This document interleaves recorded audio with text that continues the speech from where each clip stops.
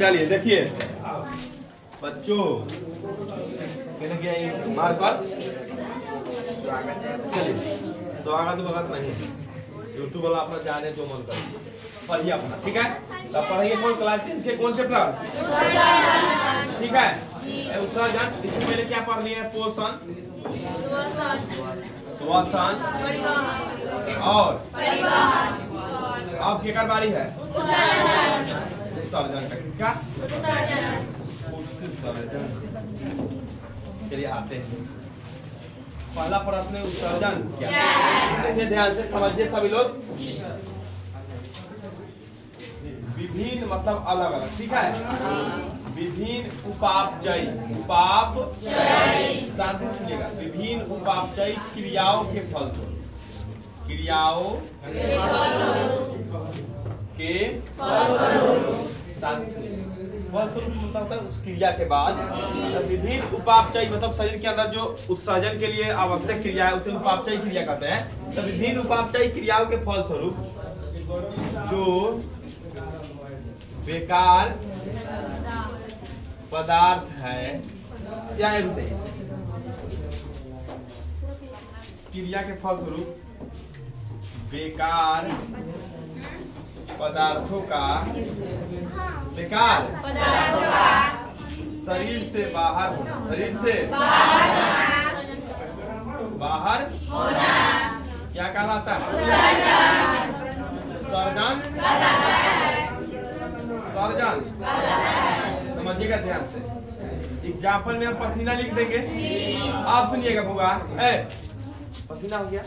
अब ध्यान से सुनिएगा, पसीना क्यों छूटता है? तो शरीर के तापमान को संतुलित करने के लिए, शरीर के तापमान को संतुलित करने के लिए। नॉर्मल अवस्था में रहते हैं तो पसीना छूटता है, गर्म बढ़ता है तब नहीं छूटता है। तो प्रश्न आ गया कि हमें गर्मी के दिन में पसीना क्यों छूटता है, ठीक है। तो इस समाज के विभिन्न उपापचयी क्रियाओं के फलस्वरूप बेकार पदार्थों का शरीर से बाहर निकालना क्या कहलाएगा? विभिन्न उपापचयी क्रियाओं के फलस्वरूप शरीर से बेकार पदार्थों का बाहर निकालना क्या कहलाएगा?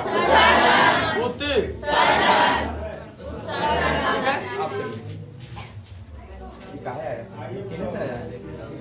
अब अगला देखिए प्रश्न, इसका नोट्स टोटल बायोलॉजी का कल दे देंगे आपको, ठीक है। मानव में पाए जाने वाले उत्सर्जित पदार्थ, देखिए ये आपको याद कर लेना है। पहला हो जाएगा CO2 यूरिया, CO2 और आपका हो जाएगा जल, बताइए था, याद कर लीजिए। CO2 यूरिया जल, CO2 को क्या कहेंगे? Carbon dioxide. बताइए तो मानव मुख्य रूप से क्या उत्सर्जित पदार्थ? CO2 CO2 कौन पढ़ने में नींद लगती है? अरे नहीं पढ़ा रहा है बोल यार, ऑनलाइन आके बोल रहे हैं। CO2 यूरिया जल, CO2 मानव में 3 गो उत्सर्जित पदार्थ कौन कौन?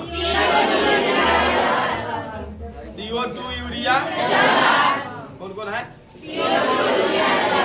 चलो विकास कुमार बताओ, मानव में पाए जाने वाले 3 गो उत्सर्जित पदार्थ। जरूर कभी बोला, अब बोल। हाँ हाँ, CO2 यूरिया और विभिन्न उपापचयी क्रियाओं के फलस्वरूप उत्पन्न बेकार पदार्थ क्या कहलाएगा?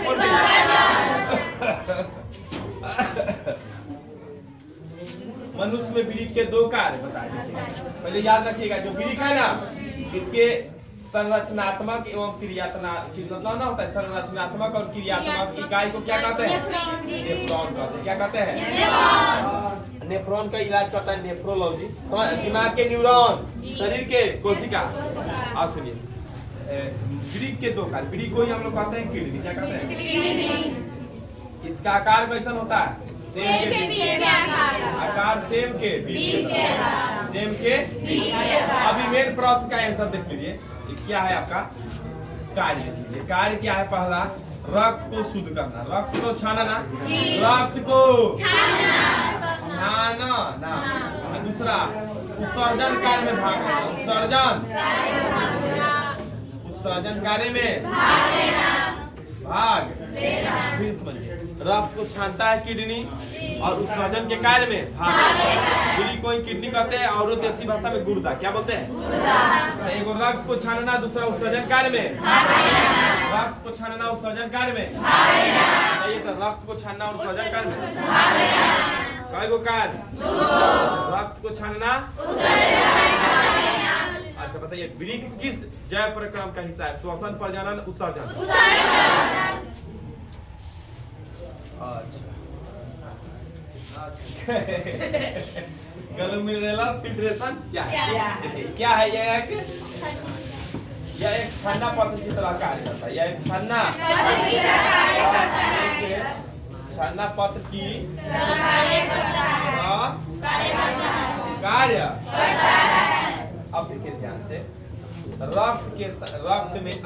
रक्त में कौन कौन आए रहता है? यूरिया हो गया, यूरिक, ग्लूकोज, अद्वितीय है जो प्रोटीन, ठीक है, को जो छानता, ठीक है। बताइए ग्लोमेरुलर फिल्ट्रेशन क्या है? एक छानना पत्र की तरह यूरिया यूरिकम और ग्लूकोज प्रोटीन को यूरिया यूरिकम ग्लूकोज प्रोटीन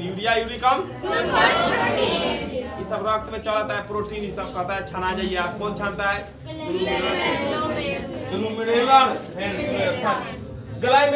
ग्लैमर याद रखिए ना। अब गर्मी के दिनों में पसीना सुनो मान लीजिए कोई व्यक्ति है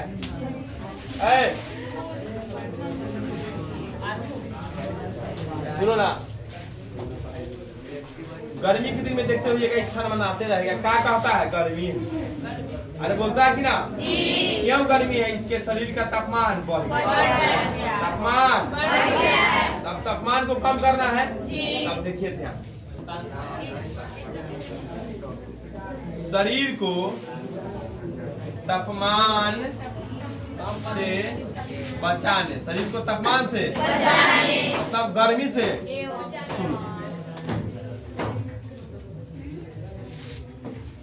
शरीर गर्मी से बचने के लिए पसीना के ग्रंथियों को चालू कर देता है, एक्टिव कर देता है, सक्रिय कर देता है। क्या कर देता है? सक्रिय कर देता है। पर ये कहते हैं होता है वोपेरस ये साबित होता है वोपेरस, ठीक है। पसीना के ग्रंथियों को सक्रिय कर देता है, जिसका मुख्य उद्देश्य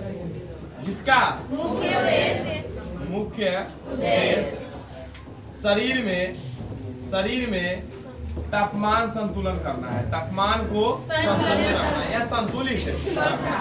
तापमान को संतुलित है। चूंकि पसीना निकलता कथी के रूप में? जलवाष्प। पसीना ग्रंथियां जलवाष्प निकालता है, जिसे क्या कहते हैं? पसीना। अरे कहते हैं कि ना, इसका पसीना मुख्य रूप से क्यों निकलता है? शरीर के तापमान को संतुलित करने के लिए। शरीर के तापमान को अब ज्यादा ठंडा हो जाएगा तो ये मर जाएगा। अभी गर्मी के दिन में सब शरीर ठंडा हो जाएगा, बीपी लो।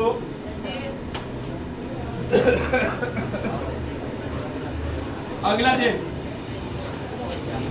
डायलिसिस मशीन क्या? जब बजा रहा है मानेंगे तब सूत्र इधर हो। जब किसी कारण पीछे से आवाज आ रहा है। जब किसी वृक्क कार्य नहीं करता, कार्य ये तो आप लोग को पता है। तो वृक्क का कार्य कौन करता है? तो वृक्क के कार्य एक मशीन के द्वारा संपादित किया जाता है। एक मशीन के द्वारा होता है। एक मशीन के द्वारा होता है। ये मशीन को क्या कहता है? इसे ही डायलिसिस मशीन, डायलिसिस मशीन क्या कहेंगे? डायलिसिस। जब ब्रिक नियमित रूप से काम नहीं करता है तो उसके जगह एक मशीन का प्रयोग करते हैं। यह कृत्रिम विधि मानव द्वारा होता है। ऐसा होता है वेंटिलेटर पर जब व्यक्ति कहाँ रहता है आईसीयू, वही में आईसीयू बलबलू अंगुली हिल रही है तब होता है।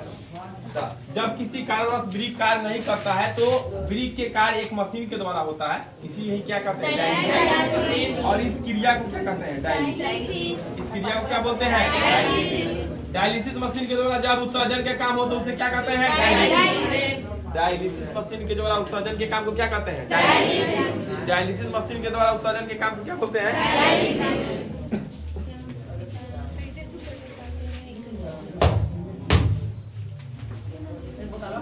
डायलिसिस मशीन के द्वारा उत्सर्जन की क्रिया समझ गए। अब सब ध्यान से देखिएगा अपने का। आप सुनिए, जब किसी कारणवश ब्रिक काम न करे तो एगो मशीन लगाते हैं, क्या कहेंगे अब आता है डायलिसिस क्या अभी समझा दिए हैं। जब उत्सर्जन का काम, जब उत्सर्जन कार्य डायलिसिस मशीन के द्वारा होता है। डायलिसिस मशीन के द्वारा होता है। ये द्वारा होता है तो इसे ही डायलिसिस इसे ही डायलिसिस हो गया खुश। अब लास्ट प्रश्न बचल, पौधा अपना उत्सर्जक पदार्थ किस रूप में देखिए टेनिन रेजिन गोंद लैटेक्स होगा कि नहीं। अरे कनेर के देखे पौधा तोड़िएगा तो उजरा निकलता है, पीपल के पत्ता तोड़िएगा तो उजरा निकलता है, उत्सर्जक पदार्थ है उसका। ठीक है, टेनिन रेजिन गोंद लैटेक्स क्या है पौधा का उत्सर्जक पदार्थ।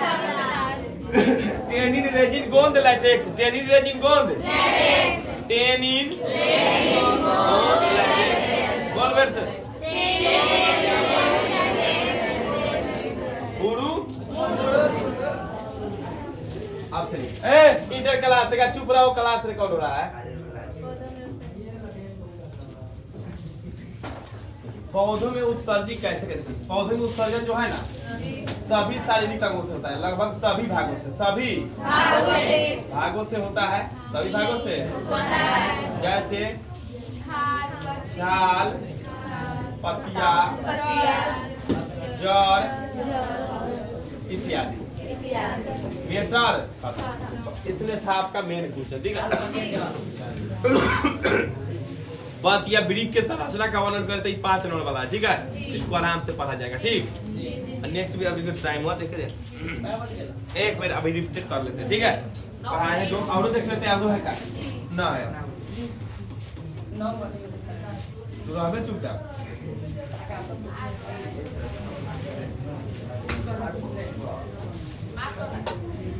कोई चीज नहीं आने जाता है सीखने का पूरा। हाँ देखो आगे आलू होकर चलाने का। अब देखिए अब अगला प्रश्न देखिए, फिर से समझ लीजिए उत्सर्जन क्या है।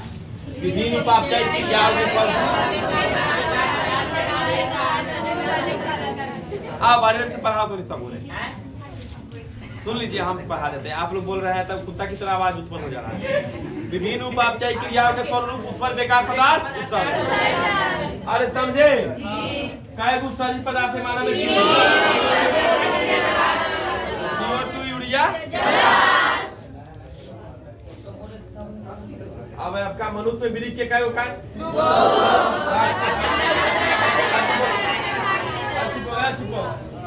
अब यह पूछते हैं मंगरू लाल से, देखते हैं क्या बताता है। सबसे लास्ट के पहले का खड़ा। हाँ, ब्रिक का आकार कैसा होता है। ब्रिक का आकार, हाँ ब्रिक का आकार रक्त को छानना है।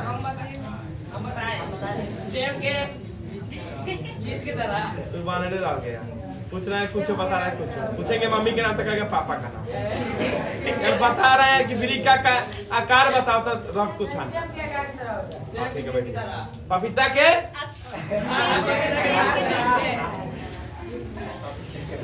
ग्लोमेरुलर फिल्ट्रेशन ये क्या है? छाना जो रक्त को छानता है। रक्त में यूरिया जी को ग्लूकोज को छानता है। अब है कहने क्या गर्मी में पसीना क्यों आता है? शरीर को संतुलित रखने के लिए। शरीर को संतुलित रखने के लिए गर्मी के दिनों में हमें क्या आता है? पसीना। शरीर को संतुलित रखने के लिए गर्मी के दिनों में हमें क्या आता है? पसीना। शरीर के तापमान को संतुलित रखने के लिए गर्मी के दिनों में हमें क्या आता है? पसीना। शरीर के तापमान को नियंत्रित करने के लिए, शरीर के संतुलित रखने के लिए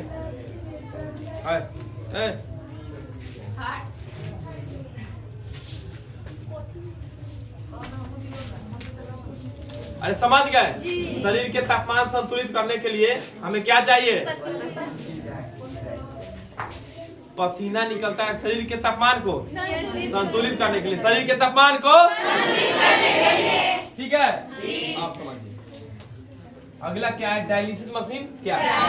जब किसी कारणवश विधि कार्य नहीं करता है तो एक जगह पर क्या लगाते हैं? तो क्या कहते हैं?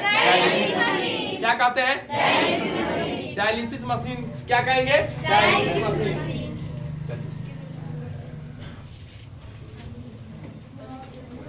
डायलिसिस क्या है? जब उत्सर्जन के कार्य डायलिसिस मशीन के द्वारा होता है तो इसे क्या कहते हैं? क्या कहते हैं? अगला है आपका पौधा का सभी भागों से